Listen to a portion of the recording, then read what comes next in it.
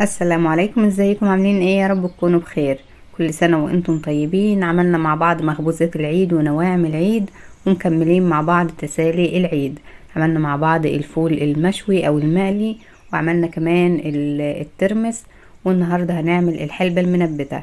شايفين الفول عامل معانا ازاي؟ ما شاء الله، جميل جدا.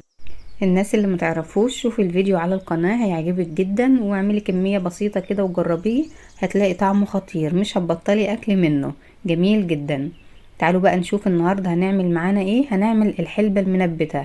هنعملها بالشكل الجميل اللي انتوا شايفينه ده، وهنعملها بطريقة سهلة وبسيطة جدا. انا كنت عاملاها في نفس الوقت بتاع الفول، بس قلت انزل لكم ده فيديو لوحده وده فيديو لوحده علشان ما اطولش عليكم الفيديوهات، وتلحقوا تعملوها قبل العيد. شايفين؟ ما شاء الله، جميلة جدا. طبعا حجم النبتة معانا بيكون على حسب الايام اللي انت هتسيبيها. انا هنا ده كان تاني يوم على طول بعد ما حطيتها في الكوبايات. قلت اوريها لكم على طول عشان تلحقوا تعملوها قبل العيد.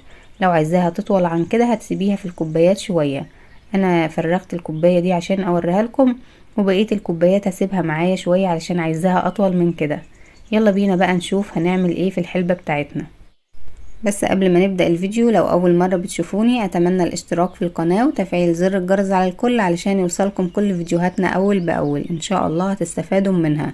ولو عجبكم الفيديو ما تنسوش اللايك والشير، وتسيبولي تعليق صغير تحت الفيديو لانه بيفرحني ويشجعني جدا. يلا بينا نسمي الله ونشوف هنعمل ايه في الحلبة بتاعتنا النهاردة. اول حاجة معايا هنا كوباية من الحلبة بالشكل اللي انت شفتوه معايا ده. الكمية اللي انت عايزة تعمليها اعمليها على حسب احتياجك انت. بعد كده بنقي الحلبة كويس جدا من اي شوائب فيها او اي حصى صغيرة كده. اي حاجة مش مرغوب فيها بنشيلها منها بالشكل اللي انت شايفينه ده.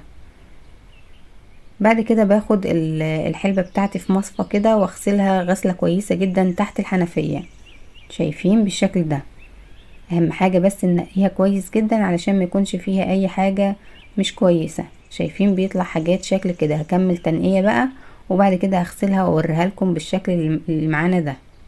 بعد ما غسلتها كويس جدا هحط عليها بقى مية عادية من الحنفية. المهم اغطيها كويس جدا واسيبها بقى تتنقع معايا. انا عملتها في الوقت ده، كنا قبل المغرب كده او المغرب زي ما عملنا الفول بالظبط. وهسيبها لتاني يوم الظهر كده او الصبح، يعني الصبح عشان ما تتهريش منك بزيادة.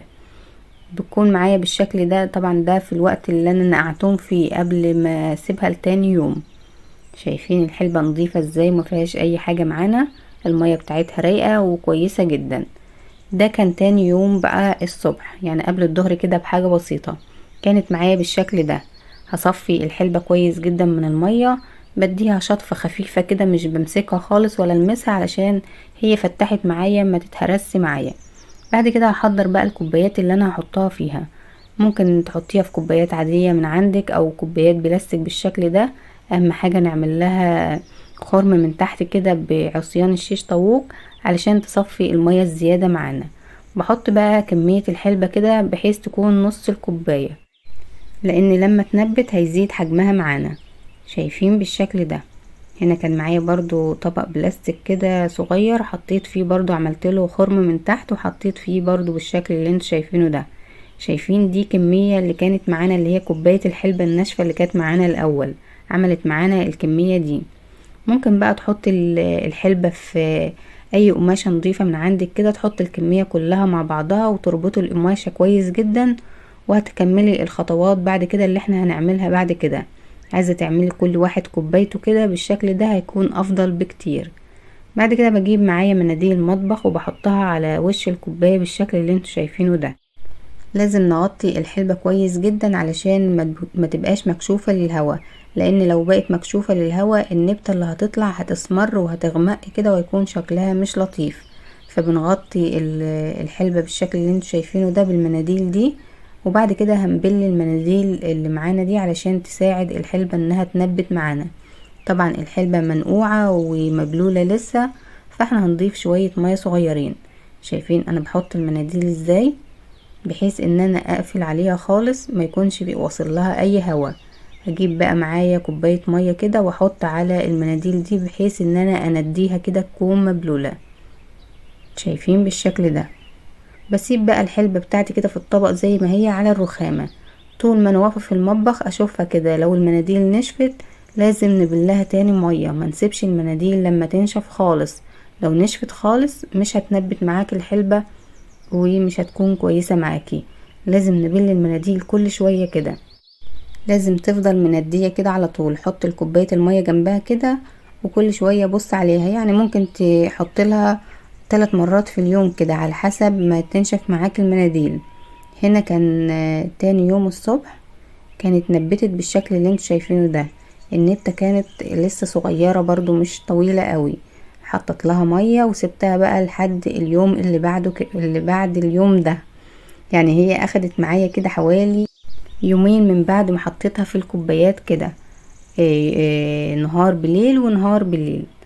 هنا بقى بعد ما نبتت شوية او النبتة طولت شوية، انا لو سبتها اكتر من كده هتطول اكتر من كده، بس زي ما انا قلت لكم حبيت اوريها لكم عشان تلحقوا تعملوها قبل العيد. انا حطيتها في الصينية دي علشان المية اللي بتنزل من الكوبايات تنزل في الصينية بالشكل ده. شايفين؟ هجيب الطبق بقى وافضلكم كده واحدة علشان تشوفوا الحلبة بتاعتنا. شايفين؟ طبعا هي لسه عايزة شوية فانا استعجلت عليها علشان اوريها لكم. شايفين بالشكل ده؟ شايفين كمية الحلبة في الكوباية زادت ازاي؟ ما شاء الله، جميلة جدا وطعمها سكر كده، حاجة مسكرة كده وجميلة جدا. وبرضو كده شكلها مناسب، يعني النبتة بتاعتها كده طولها حلو. يعني لو انت عايزاها بقى تطول اكتر من كده زي ما قلتلك هتسيبيها كمان نص يوم او يوم براحتك بقى. يعني اهم حاجة تفضلي تبلي المنديل على طول وما تخليهاش معرضة للهواء علشان ما تغمقش معاكي. شايفين الكوبايات التانية حساها اطول شوية، هسيبها برضو كمان شوية علشان عايزة النبتة تكون اطول كمان شوية. اتمنى ان الفيديو يكون عجبكم واتمنى ان انتم تجربوه، ولو عجبكم ما تنسوش اللايك والشير، وانتظروني في الفيديو الجاي ان شاء الله. والسلام عليكم ورحمة الله وبركاته.